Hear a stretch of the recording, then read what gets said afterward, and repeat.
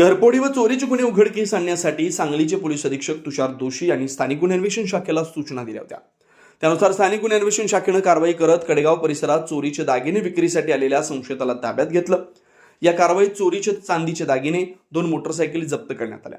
स्थानिक गुन्हे अन्वेषण शाखेचे पोलीस निरीक्षक संजीव झाडे यांच्या मार्गदर्शनाखाली सहाय्यक पोलीस निरीक्षक प्रशांत निशानदार, पोलीस उपनिरीक्षक कुमार पाटील आणि पथकाला 17 ऑगस्ट 2026 रोजी चोरीचे दागिने विक्रीसाठी काही जण कडेपूर येथील राजवीर मंगल कार्यालयाजवळ येणार असल्याची माहिती मिळाली।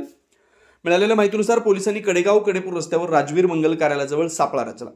यावेळी 2 दुचाकींवरून 4 संशयित तिथे आले। पोलिसांनी त्यांना पकडण्याचा प्रयत्न केला असता त्यापैकी तिघांनी अंधाराचा फायदा घेत दोन्ही दुचाकी घटनास्थळी सोडून पलायन केलं।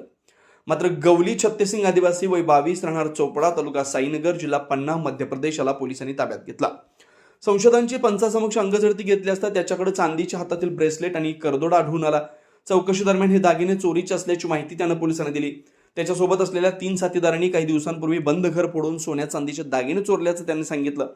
चोरीचे दागिने विक्रीसाठी ते कडेगाव परिसरात आले होते अशी माहिती त्यांनी दिल्याचं पोलिसांनी सांगितलं।